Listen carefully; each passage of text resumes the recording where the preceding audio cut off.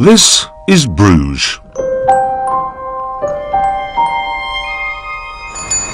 It's a quiet, friendly, cobbled sort of place.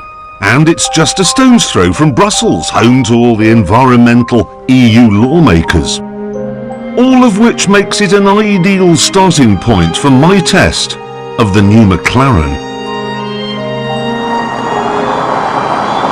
Because behind the front seats there are 324 laptop-style batteries which power a silent, polar bear-friendly electric motor.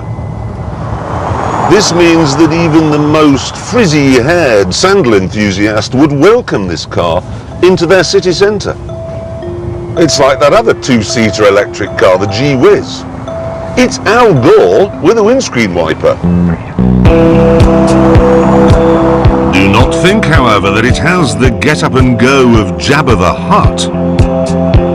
Because the electric motor in this produces a whopping 176 horsepower. And that's about what you get from a Volkswagen GTI, so it's pretty nippy.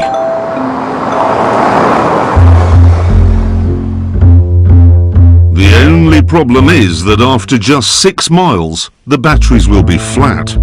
So you'll need to plug your car into the mains and sit about eating a chocolate choux for 2 hours until they're charged up again.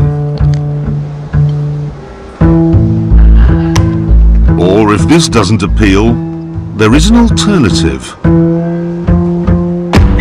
Because you see, the P1 is fitted as standard with an on-board petrol-powered generator. And it is quite a big one. In fact, it's a 3.8-litre, twin-turbocharged, 722 horsepower V8. We push this button, there it is, firing up. And the great thing is, it's not just charging the batteries, it's also working alongside the electric motor to power the wheels. So the P1 then is not like a G-Wiz at all, in any way. Thanks to that generator, you can take this out of a city centre and onto the open road.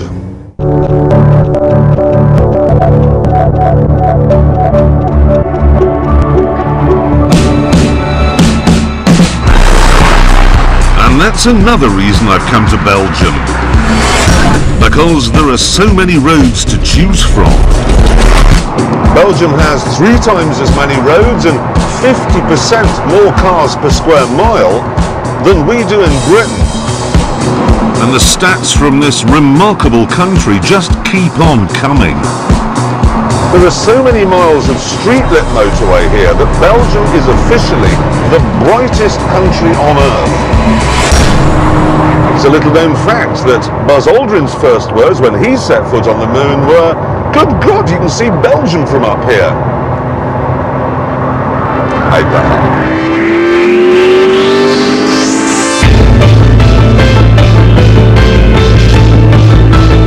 On the road I chose, there was rain.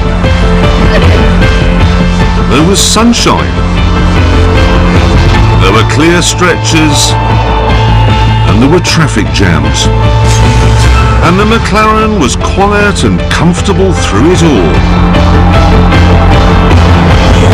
But it was not what you'd call luxurious. It is, frankly, as well equipped as a pair of monk's underpants.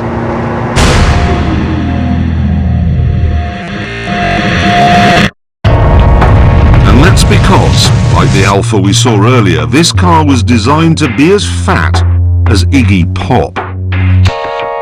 Inside there's no glove box and no carpets.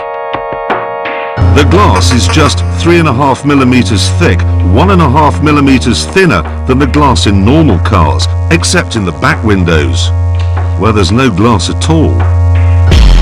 No lacquer is added to the carbon fibre trim to save 1.5 kilograms. The whole chassis weighs less than James May.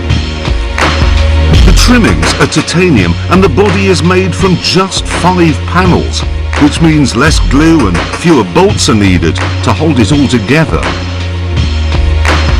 All of this means that despite the bank of batteries and the fact it has 2 engines, this car weighs less than a Vauxhall Astra. That, of course, makes it economical. And fast. Really fast. Mind-blowingly fast.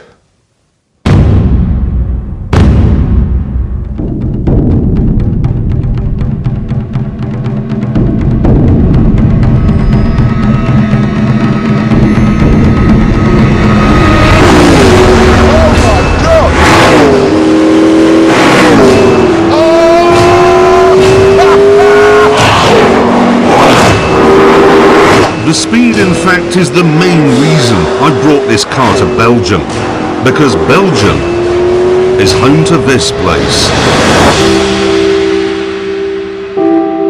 Spa, the longest, wildest racetrack on the F1 calendar.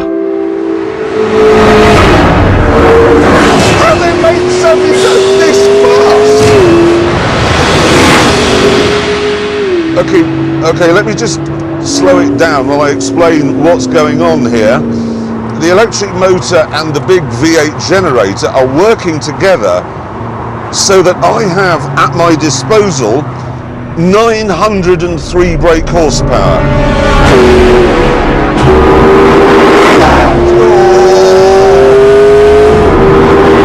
Obviously I've driven a Bugatti Veyron that has more than that. But a Bugatti Veyron, it has 4-wheel drive and it weighs more than most mountains. This is rear-wheel drive, and the only significant weight comes from the air passing over the body. Right, Eau Rouge. Flat in a Formula 1 car, not flat in this. Oh, they should have called this the Widowmaker. The throttle is a hyperspace button. Step on it, and you're gone. And yet somehow, even in this appalling weather, it got round all of the corners without crashing once. So how?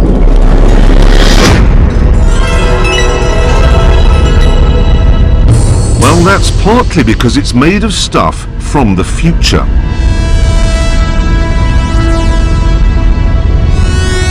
And partly because it's clever.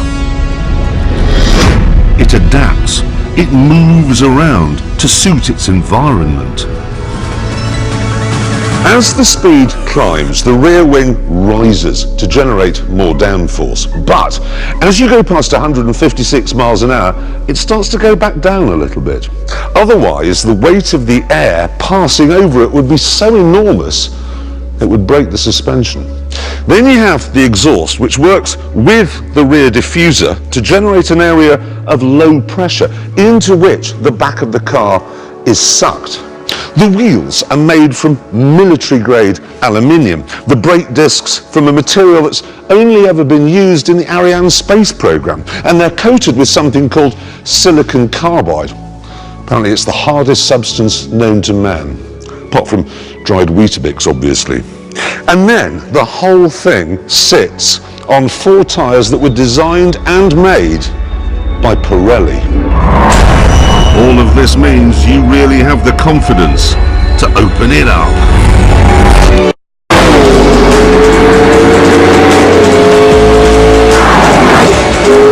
This thing goes from 0 to 160 miles an hour, faster than a Golf goes from 0 to 60.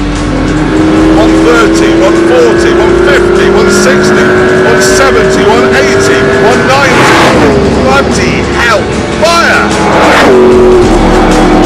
And as you hurtle round in a puddle of your own feces, gurning like an infant, the car is working on ways of going even faster.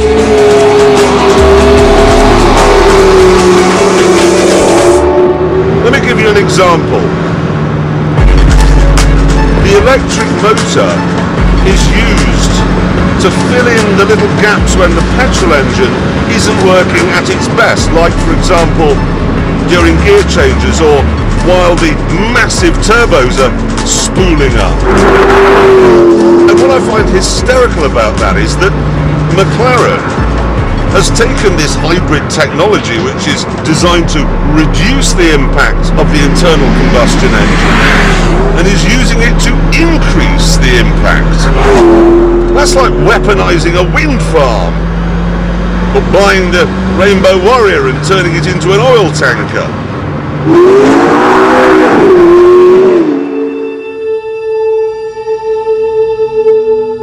For years, cars have all been basically the same, but this really isn't.